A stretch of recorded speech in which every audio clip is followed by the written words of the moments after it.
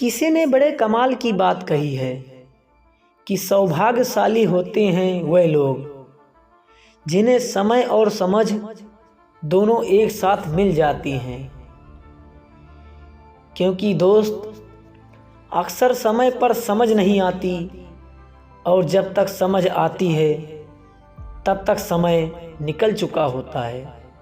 नमस्कार दोस्तों, मैं गोविंद कुमार यादव आपकी अपने YouTube चैनल जी स्टार गोविंद में सभी दोस्तों का हार्दिक स्वागत एवं अभिनंदन करता हूं। दोस्तों, आज मैं जो कहानी सुनाने जा रहा हूं वो कहानी है एक बूढ़े राजा की। दोस्तों,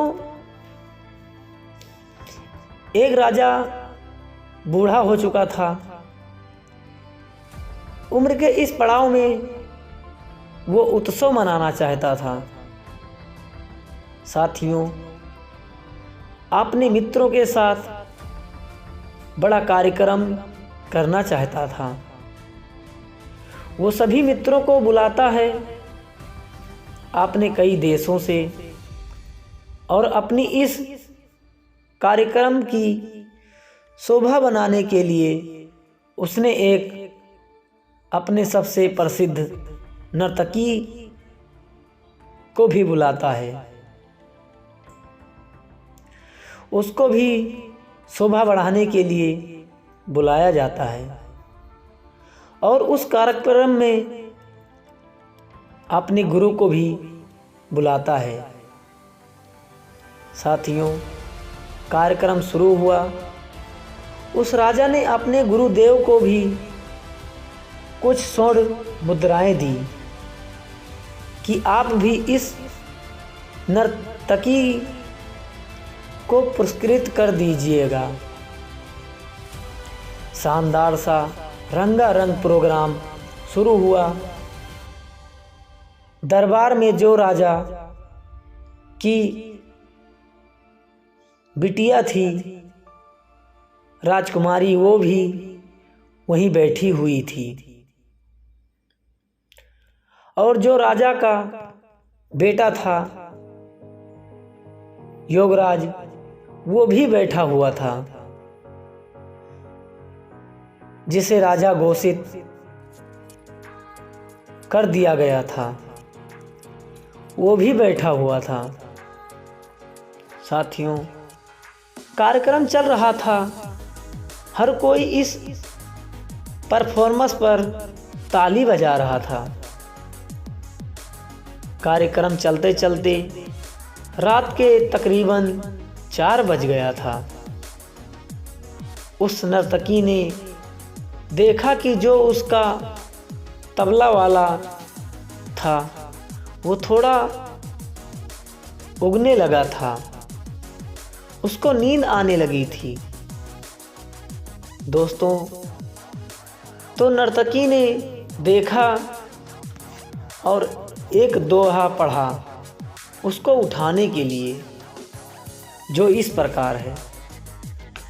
बहु बीती थोड़ी रही, पल पल गई बिताए, एक पलक के कारणे क्यों कलंक लग जाए। साथियों, यानी कि एक बार अगर झपकी लग गई तो कलंक लग जाएगा। तबले वाले को जगाना चाहा रही थी नर्तकी।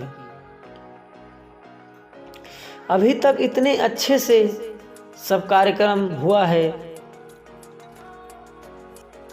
तुम कार्यक्रम कर रहे हो, ये सब गड़बड़ कर हो जाएगा और राजा को पता चलेगा तो आपको दंड मिलेगा। तबले वाले को समझ में आ गई और बात, और वो पुनः नींद से बाहर आ जाता है। साथियों, यह दोहा सुनकर गुरुजी उसको सारे स्वर्ण मुद्राएं भेंट कर देते हैं। बहु बीती थोड़ी रही, पल पल गई बिताए। और यही दोहा राजकुमारी सुनती हैं। इस दोहे का सभी लोग अपना अलग अलग मतलब निकालते हैं। साथियों, राजकुमारी ने अपनी हार भी उस नर्तकी को भेंट कर देती है और राजकुमार अपना मुकुट निकाल कर भेंट कर देता है। ये सब देखकर राजा बहुत आश्चर्यचकित होता है और वहीं पर कार्यक्रम को रुकवा देता है और नर्तकी के ऊपर गुस्सा होता है कि आपने एक दोहा पढ़कर सबको बेवकूफ़ बना रही हो। ये सब बातें देखकर गुरुदेव तुरंत राजा को रोकते हैं और समझाते हैं, रुको रुको, आप यह क्या कर रहे हो। मैंने इसका एक मतलब निकाला है कि हमारा तो समय पूरा हो चुका था, मुझे तो जंगल में पूजा पाठ करना चाहिए था और मैं यहाँ आकर रंगारंग प्रोग्राम देख रहा हूँ, पैसे लुटा रहा हूँ, जो मुझे नहीं करना चाहिए था। साथियों, दूसरा मतलब राजकुमारी ने निकाला। राजकुमारी ने राजा साहब से कहा कि राजा जी, राजा साहब, मैं कुछ समय पहले अब मैं बड़ी हो चुकी हूँ, मेरी शादी कर देनी चाहिए थी मगर आपने नहीं की। ये सब सोचकर मैं आप ही के महावत के साथ भागने वाली थी, जो मैं ये दोहा सुनकर रुक गई। बहु बीती थोड़ी रही, चलो कोई बात नहीं, अगर देर हुई है तो थोड़ी और देर रुक जाती हूँ। इस दोहे से मुझे ये सीख मिली और आपको मैंने कलंक लगने से बचाया। और राजकुमार ने, उनको भी कुछ ऐसा ही महसूस हुआ।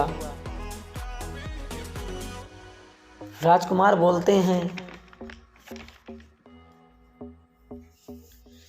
कि मैं अब इतना बड़ा हो चुका हूँ, मुझे अब राजपाट बहुत पहले ही दे देना चाहिए था, जो अभी तक नहीं मुझे मिला। साथियों, राजा साहब, आज इस रात को मैं आपका मंत्रियों के साथ मिलकर खून करने वाला था, जो ये दोहा पढ़कर मैं रुक गया। बहु बीती थोड़ी रही, पल पल गई बिताए, एक पलक के कारण क्यों कलंक लग जाए। मैंने कहा एक दो दिन की बात और है, क्यों नहीं रुक जाता हूँ। अगर मैं ये दोहा ना सुना होता तो शायद मैं आज की रात आपका मर्डर कर देता, आपकी हत्या कर देता।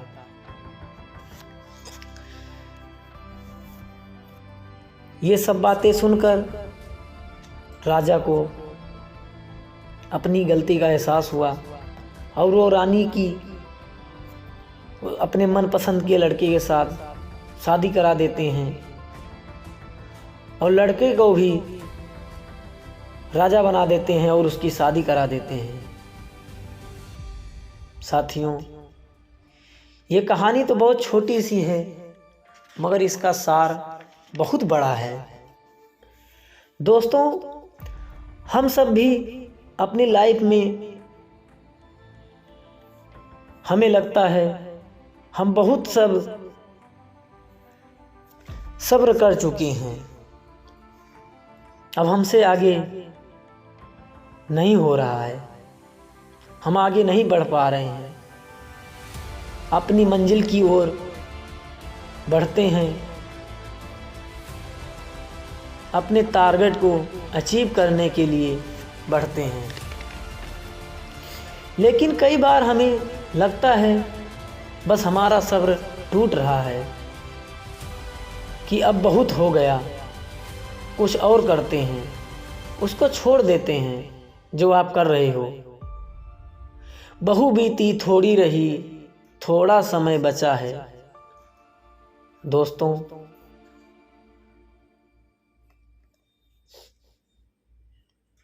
थोड़ा सा और समय अपने काम को दो। मेरा यकीन मानो दोस्त, एक ना एक दिन आप अपनी मंजिल तक जरूर पहुंचोगे। साथियों, हमें कभी हताश नहीं हो रहा, निराश नहीं होना है और अपने काम को निरंतर सीखते रहना है और करते रहना है। मेरा यकीन मानिए, एक न एक दिन आप अपनी मंजिल को ज़रूर पाएंगे। साथियों, आखिरी में एक बात मैं और कहना चाहूँगा।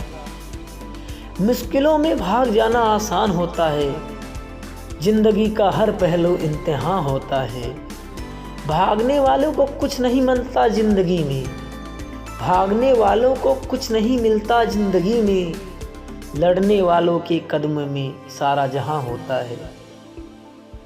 दोस्तों, अगर हमारा यह मोटिवेशनल स्टोरी आपको अच्छा लगा हो तो हमारे चैनल को लाइक करें, कमेंट करें, सब्सक्राइब करें और साथ ही साथ अपने दोस्तों को शेयर करना ना भूलें। धन्यवाद।